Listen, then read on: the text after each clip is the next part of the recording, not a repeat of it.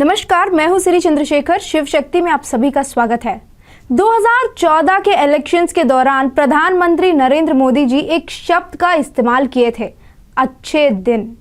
अच्छे दिन आएंगे, इस बात को लेकर अपोजिशन पार्टी वालों से लेकर कई सारे anti nationals, so called liberals, seculars, woke हिंदुओं तक हर कोई मजाक उड़ाए कि देखो पेट्रोल का दाम बढ़ गया है, चावल, चीनी, दाल का दाम बढ़ गया है।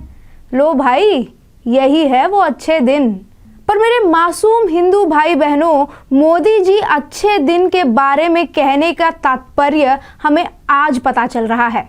ये वीडियो खासकर उन हिंदुओं के लिए है जिनके आंखें सेक्युलरिज्म के पट्टे से बंद हो गया है। आजकल हर एक न्यूज चैनल और न्यूज़पेपर्स में बस एक ही खबर, वो है मोदी सरकार ने पीएफआई पर 5 सालों तक प्रतिबंध लगाया है। इस विषय के ऊपर लगभग हर दिन एक ना एक न्यूज चैनल वाद विवाद कर ही रहा है। पर आज मैं आपको इस वीडियो के माध्यम से बताऊंगी कि पीएफआई पर प्रतिबंध लगाना हिंदुओं के लिए और पूरा देश के लिए अच्छे दिन आने का शुभ सूचक क्यों है। चलिए वीडियो में आगे बढ़ते हैं। पॉपुलर फ्रंट ऑफ इंडिया एक भारतीय राजनीतिक संगठन जो मुस्लिम माइनॉरिटी राजनीति में लिप्त है। ये Karnataka forum of dignity, national development front और सिमी का नाजायज औलाद है। ये दोनों ही संगठन केडीएफ और एनडीएफ मुस्लिम रिजर्वेशंस के लिए आंदोलन करते हैं, ऐसा कहते हैं। सच्चाई आपको आगे इस वीडियो में पता चलेगा। 2012 में केरल सरकार ने दावा किया जो कि इंडियन मुजाहिदीन एक आतंकी संगठन से जुड़ा हुआ है। उस सिमी पर प्रतिबंध लगाने के बाद उसी आतंकी संगठन के लोग पीएफआई के नाम पर दूसरा संगठन बनाकर गद्दारी करना शुरू कर दिए। इस विषय में आगे बढ़ने से पहले सिमी के बारे में 2 लाइनों में आपको विवरण दूंगी। Student Islamic movement of India 1917 में उत्तर प्रदेश में भारत को एक इस्लामिक देश बनाने की एक मिशन, एक एजेंडा के साथ शुरू हुआ था, जिसको दर उल इस्लाम भी कहते हैं, जिसमें लोगों को बलपूर्वक इस्लाम में बदलने की कोशिशें की। अगर वे नहीं माने तो उन पर अत्याचार भी किए। इसे 9/11 आतंकी हमले के बाद सरकार ने उसे 2001 में पहली बार प्रतिबंध किए, फिर 2008 में और 2019 में भी प्रतिबंध किए। पर कांग्रेस सरकार आज की सरकार जैसे ना ही उन जिहादियों को जेल भेजे, ना ही उन पर कुछ रेड्स कराए। इसी के कारण वही जिहादी आतंकी समूह आज फिर से हमारे सामने नाम बदलकर जिहाद करने वापस आए। ये है अब तक का बात। अब इस पीएफआई पर प्रतिबंध लगाने से देश की सुरक्षा के लिए बहुत बेहतर है, वो हम जान गए। पर अलग से हिंदुओं के लिए अच्छे दिन क्यों पूछेंगे, तो आपको एक डॉक्यूमेंट दिखाऊंगी। ये वही डॉक्यूमेंट है जिसे कुछ दिन पहले पुलिस वालों ने मीडिया को दिखाए, जिसके आधार पर इस जिहादी संगठन को प्रतिबंध किए। ये पीएफआई का डॉक्यूमेंट है India 2047 towards rule of Islam in India. इसे अनुवाद करें तो भारत इस्लामिक शासन की ओर। ये डॉक्यूमेंट अंग्रेजी में है, मैं जो पढ़ रही हूं उसे आपको स्क्रीन पर दिखाऊंगी। We dream a 2047 where the political power has returned to the Muslim community from whom it was unjustly taken away by the British Raj।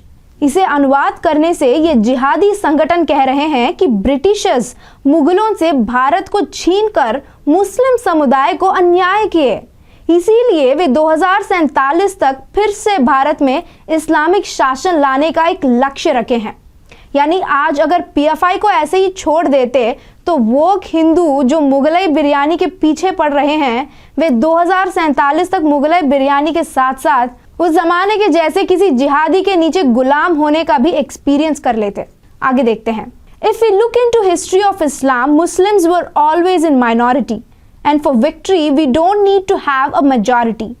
PFI is confident that even if 10% of total Muslim population rally behind it, PFI would subjugate the coward majority.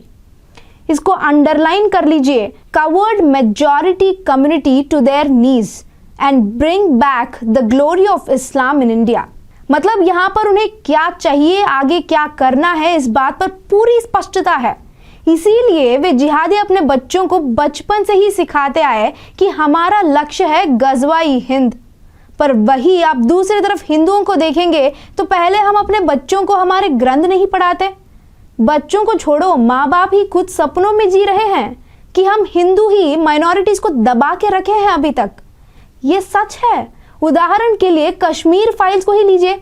10 हिंदुओं में से कम 2 हिंदू ये कहेंगे कि हमारे कश्मीरी हिंदू अल्पसंख्यकों पर अत्याचार करने की वजह से ही कश्मीर में हिंदू नरसंहार हुआ। यूके में जिहादी हिंदू मंदिरों पर हमला इसीलिए कर रहे हैं क्योंकि हिंदू आरएसएस वालों को बुलाए। आज तक एक कम्युनिटी जैसे हमने कमलेश तिवारी जी के लिए क्या किए, कन्हैया लाल जी के लिए क्या किए, लव जिहाद के ऊपर कानून ला पाए? तो कहेंगे ही हम कायर हैं। ये बात सार्वजनिक स्थल पर ओवैसी भाइयों ने भी कहा। एक मुस्लिम 100 हिंदू पर भारी। किसी भी हिंदू को आप पूछने से जीडीपी, पॉवर्टी, पेट्रोल का दाम, इनके बारे में कहेंगे। वही ऐसे पीएफआई जैसे जिहादी से पूछेंगे तो हर कोई एक ही बात बोलेगा, गजवाई हिंद। अरे मेरे हिंदुओं, जीडीपी, पॉवर्टी जितना इंपॉर्टेंट है उतना ही अपने देश और धर्म के साथ खड़ा होना भी उतना ही जरूरी है। पहले तुम रहो तो सही। हमारा अस्तित्व ही खत्म हो गया तो जीडीपी के बारे में क्या सोच रहे हो? कश्मीर का ही हालत देखें। बच्चे स्कूल तक नहीं जा पा रहे हैं इस आतंकी विचारधारा के वजह से। अब इन आतंकियों ने अपने सामने इस्लामी शासन की और प्रगति के 4 चरण रखे। आप स्क्रीन पर देख सकते हैं। पहला है सारे मुसलमानों को एकजुट करना और उनके दिमाग में जहर भरना कि इतने सालों से तुम लोगों पर अत्याचार हुआ है। ट्रिपल तलाक हटा दिए, कभी देश का राष्ट्रपति बना दिए। कितना अत्याचार किया इस देश के मेजॉरिटी ने, और कहने के लिए कुछ नहीं मिला तो हमें ही समस्याएं लाना है। ये मैं नहीं कह रही हूं, वो खुद कह रहे हैं। जैसे वे खुद मस्जिद पर जय श्री राम लिखकर आरएसएस वालों पर इल्जाम लगा दिए, फिर दंगे शुरू।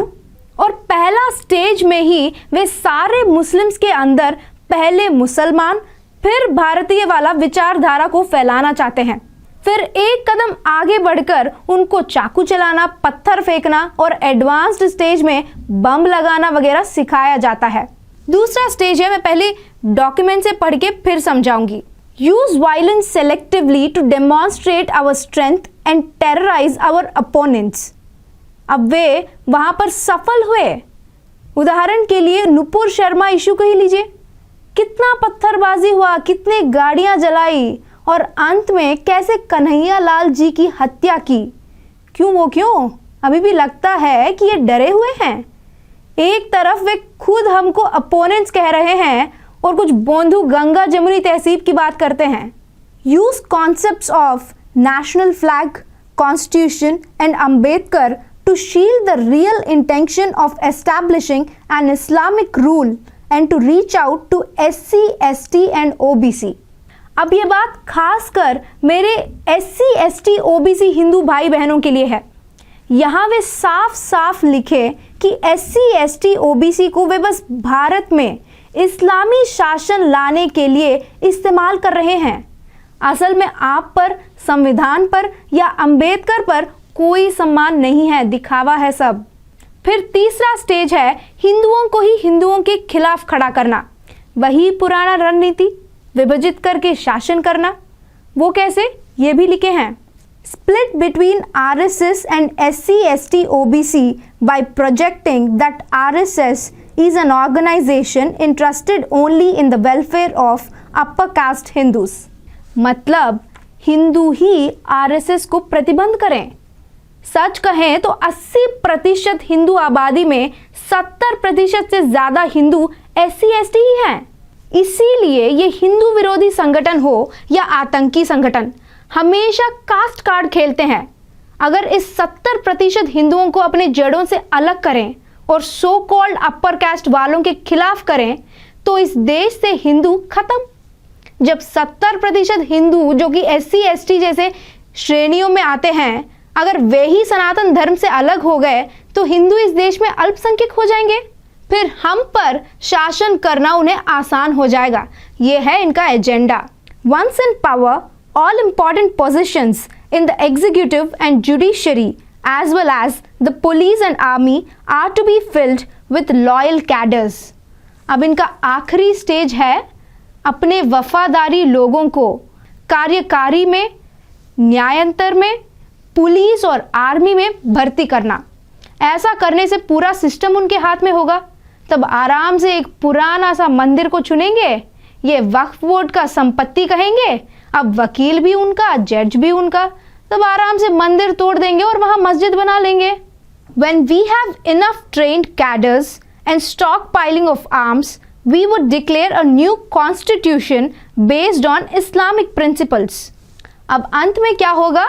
जब वे मेजॉरिटी में हो जाएंगे, सरकार उनकी होगी, तो इस संविधान को फेंककर शरीयत को स्थापित करेंगे।